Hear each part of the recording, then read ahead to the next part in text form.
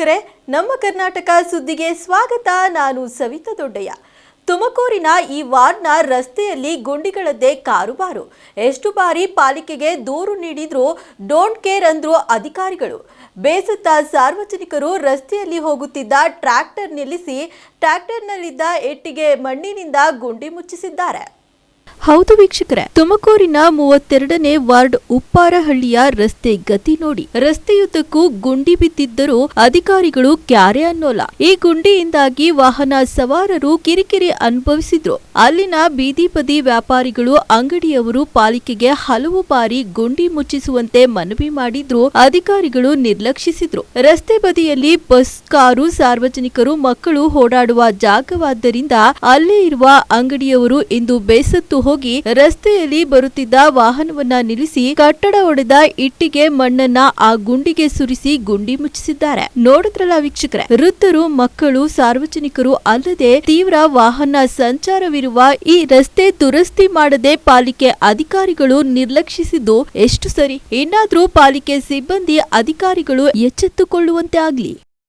ಅಮೆರಿಕದ ಆಲ್ಬಾಮಾದಲ್ಲಿ ಗುಡ್ಡಗಾಡು ಓಟದಲ್ಲಿ ತುಮಕೂರು ಜಿಲ್ಲೆಯ ತಿಲಕ್ ಪಾರ್ಕ್ ಪೊಲೀಸ್ ಠಾಣೆಯ ಕಾನ್ಸ್ಟೇಬಲ್ ಗುರುಪ್ರಸಾದ್ ಪ್ರಥಮ ಸ್ಥಾನ ಪಡೆದು ಚಿನ್ನದ ಪದಕ ಪಡೆದು ಜಿಲ್ಲೆಗೆ ಹೆಮ್ಮೆ ತಂದಿದ್ದಾರೆ.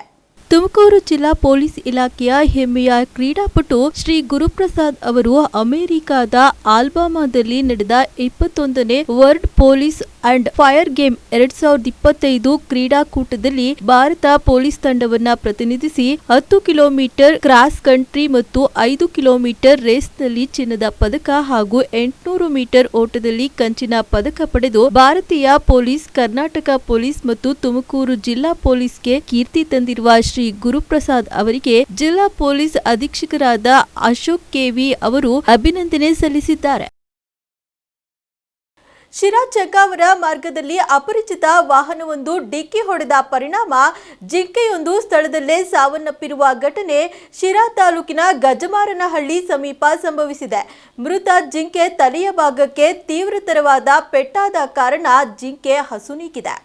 ಅರಣ್ಯ ಪ್ರದೇಶದಿಂದ ಆಹಾರ ಅರಸಿ 4 ರಿಂದ 5 ವರ್ಷ ಪ್ರಾಯದ ಜಿಂಕೆ ನಗರಕ್ಕೆ ಆಗಮಿಸಿದೆ. ಜಿಂಕೆ ರಸ್ತೆ ದಾಟುತ್ತಿರುವ ಸಂದರ್ಭದಲ್ಲಿ ವೇಗವಾಗಿ ಬಂದ ವಾಹನ ಗುದ್ದಿದ್ದು, ವಾಹನ ಗುದ್ದಿದ ರಭಸಕ್ಕೆ ರಸ್ತೆ ಬದಿಯಲ್ಲಿ ಜಿಂಕೆ ಸಾವನ್ನಪ್ಪಿದೆ. ಸ್ಥಳಕ್ಕೆ ವಲಯ ಅರಣ್ಯಾಧಿಕಾರಿ ಹಾಗೂ ಸಿಬ್ಬಂದಿ ಭೇಟಿ ನೀಡಿ ಪರಿಶೀಲನೆ ನಡೆಸಿದ್ದಾರೆ. ಪ್ರಕರಣ ದಾಖಲಿಸಿಕೊಂಡು ಪೊಲೀಸರು ಅಪಘಾತ ಮಾಡಿರುವ ವಾಹನ ಪತ್ತೆಗೆ ಮುಂದಾಗಿದ್ದಾರೆ.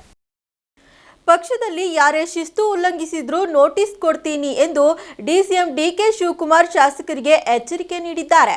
ರಾಮನಗರ ಎಂಎಲ್ಸಿ ಇಕ್ಬಾಲ್ ಹುಸೇನ್ಗೆ ನೋಟಿಸ್ ಜಾರಿ ವಿಚಾರಕ್ಕೆ ಪ್ರತಿಕ್ರಿಯಿಸಿದ ಡಿಸಿಎಂ ಡಿಕೆ ಶಿವಕುಮಾರ್ ಅವರು, ಇಕ್ಬಾಲ್ ಹುಸೇನ್ಗೂ ನೋಟಿಸ್ ಕೊಡ್ತೀನಿ, ಬೇರೆ ಅವರಿಗೂ ನೋಟಿಸ್ ಕೊಡಬೇಕಾಗುತ್ತದೆ. ಪಕ್ಷದಲ್ಲಿ ಶಿಸ್ತು ಮುಖ್ಯ, ಯಾರು ಉಲ್ಲಂಘನೆ ಮಾಡಬೇಡಿ. ನನ್ನ ಹೆಸರು ಹೇಳಿ ಸಿಎಂ ಮಾಡಿ ಅಂತ ನಾನು ಯಾರಿಗೂ ಹೇಳಿಲ್ಲ. ಸಿದ್ದರಾಮಯ್ಯ ಸಿಎಂ ಇದ್ದಾಗ ಯಾರು ಅಪಸ್ವರ ಎತ್ತಬೇಡಿ ಎಂದಿದ್ದಾರೆ. ಅವ್ರಿಗೂ ನೋಟಿಸ್ ಕೊಡ್ತೀನಿ, ಬೇರೆಯವ್ರಿಗೂ ನೋಟಿಸ್ ಕೊಡಲೇಬೇಕಾಗ್ತದೆ. Discipline important. ನಾನು ಯಾರಿಗೂ ಅವ್ರಿಗೆ ನನ್ನ ಹೆಸರು ಹೇಳಿ ನನ್ನ CM ಮಾಡಿ ಅವೆಲ್ಲ ಅವಶ್ಯಕತೆ ಇಲ್ಲ. ಈಗ CM ಮುಖ್ಯಮಂತ್ರಿ ಇರ್ಬೇಕಾದ್ರೆ ಬೇರೆಯವ್ರದ್ದು ಅಪಸ್ವರ ಯಾರು ಮಾತಾಡೋದು. ಎಲ್ಲರೂ ಕಷ್ಟ, ನನ್ನಂಥವ್ರು 100 ಜನ ಕಷ್ಟಪಟ್ಟಿದ್ದಾರೆ, ನಾನು ಒಬ್ಬನೇ ಪಟ್ಟಿದ್ದೇನಾ? 1000 ಜನ, ಲಕ್ಷಾಂತರ ಜನ ಕಾರ್ಯಕರ್ತರು ಕಷ್ಟಪಟ್ಟಿದ್ದಾರೆ. ಫಸ್ಟ್ ಅವ್ರ ಬಗ್ಗೆ ನಾವು ಯೋಚನೆ ಮಾಡಿ. ನಮ್ಮಲ್ಲಿ ಯಾವುದೇ ಭಿನ್ನಾಭಿಪ್ರಾಯವಿಲ್ಲ. ಸಂಪೂರ್ಣ 5 ವರ್ಷ ನಾನೇ ಸಿಎಂ ಆಗಿರ್ತೀನಿ ಎಂದು ಸಿಎಂ ಸಿದ್ದರಾಮಯ್ಯ ಅವರು ಚಿಕ್ಕಬಳ್ಳಾಪುರದಲ್ಲಿ ತಿಳಿಸಿದ್ದಾರೆ. ನಂದಿಗಿರಿಧಾಮದಲ್ಲಿ ಭೋಗ ನಂದೀಶ್ವರ ದೇವಸ್ಥಾನಕ್ಕೆ ಭೇಟಿ ನೀಡಿದ ನಂತರ ಮಾತನಾಡಿದ ಅವರು, ಸೆಪ್ಟೆಂಬರ್ನಲ್ಲಿ ಕಾಂಗ್ರೆಸ್ ಸರ್ಕಾರ ಪತನವಾಗಲಿದೆ ಎಂಬ ಬಿಜೆಪಿಗರ ಮಾತುಗಳಿಗೆ ಉತ್ತರಿಸುತ್ತಾ ಬಿಜೆಪಿಯವರು ಶುದ್ಧ ಸುಳ್ಳು ಹೇಳುತ್ತಾರೆ. ನಾನು ಈಗಾಗಲೇ ಮೈಸೂರಿನಲ್ಲಿ ಹೇಳಿದ್ದೇನೆ, ನಮ್ಮ ಸರ್ಕಾರ ಬಂಡೆಯಂತೆ ದೃಢವಾಗಿ ಇರಲಿದೆ. ನಾವೆಲ್ಲರೂ ಒಗ್ಗಟ್ಟಿನಲ್ಲಿ ಇದ್ದೇವೆ. ನಮ್ಮಲ್ಲಿ ಯಾವುದೇ ಗೊಂದಲಗಳಿಲ್ಲ. ಅವರು ಅಧಿಕಾರದಲ್ಲಿದ್ದಾಗ ರಾಜ್ಯಕ್ಕೆ ಅವರ ಸೇವೆ ಏನೆಂಬುದನ್ನ ಅವರೇ ತಿಳಿಸಲಿ. ಮೊದಲು ಬಿಜೆಪಿ ಅವರು ಹಗಲುಗನಸು ಕಾಣುವುದನ್ನ ಬಿಡಲಿ ಎಂದು ತಿರುಗೇಟು ನೀಡಿದ್ದಾರೆ. ಇವರು ಏನ್ ಹೇಳ್ತಾರೆ ಅನ್ನೋದು, ಅವರು ಸುಳ್ಳು ಹೇಳೋದ್ರಲ್ಲಿ ನಿಶೀಮರು. ಬರೀ ಸುಳ್ಳೆ ಹೇಳೋದವರು, ಸತ್ಯ ಹೇಳೋದು ಗೊತ್ತೇ ಇಲ್ಲ ಅವರಿಗೆ. ಅದರಿಂದ ಅವ್ರು ನಂಬ್ತಾರ ಬಿಡ್ತಾರ ನಮಗ್ ಗೊತ್ತಿಲ್ಲ. ನಾವು ಎಲ್ಲ ಒಟ್ಟಾಗಿದ್ದೀವಿ. ನಮ್ಮ ಸರ್ಕಾರ ಈಗಾಗಲೇ ನಾನು ಮೈಸೂರಿನಲ್ಲಿ ಹೇಳಿದ್ದೀನಿ, 5 ವರ್ಷ ನಾವೇ ಅಧಿಕಾರದಲ್ಲಿ ಇರ್ತೀವಿ. ಕಲ್ಲು ಬಂಡೆ ತರ ಇರ್ತದೆ ನಮ್ಮ ಸರ್ಕಾರ ಗಟ್ಟಿಯಾಗಿ. ಅದರಿಂದ ಅವರು ಹಗಲು ಕನಸು ಕಾಣ್ತಾ ಇದ್ದಾರೆ. ಪಾಪ ಬಿಜೆಪಿಯವರು ಹಗಲು ಕನಸು ಕಾಣ್ತಾ ಇದ್ದಾರೆ. ಯಾರು? ಹೌದು, ನಾನೇ. ನಿನಗೆ ಯಾಕೆ ಅನುಮಾನ ಬಂದಿದೆ? ಯಾರು? ಅವರು ನಮ್ಮ ಹೈಕಮಾಂಡ. ನಮ್ಮ ಹೈಕಮಾಂಡ್ ಏನ್ರಿ ಅವರು? Ashoka is A BJP man. 5 ವರ್ಷ ನಾನೇ ಸಿಎಂ ಎಂಬ ಸಿಎಂ ಹೇಳಿಕೆಗೆ ಡಿಸಿಎಂ ಡಿಕೆ ಶಿವಕುಮಾರ್ ಅವರು ಪ್ರತಿಕ್ರಿಯಿಸಿದ್ದು, ನಾನು ಸಪೋರ್ಟ್ ಮಾಡಲೇಬೇಕು, ಮಾಡ್ತೀನಿ ಎಂದು ತಿಳಿಸಿದ್ದಾರೆ.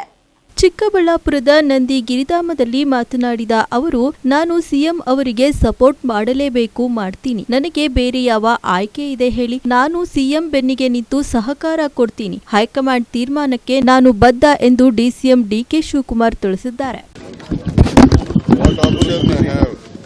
I have to stand by him, I support him, and I don't have any objection to it. Whatever the party high command tells and whatever he desires, it will be fulfilled. Currently, the party is not backing you, sir, right now because your supporters said you have sacrificed so much for the party. I don't want to discuss anything. All lakhs of workers have supported this party. It is not only DK Shivakumar.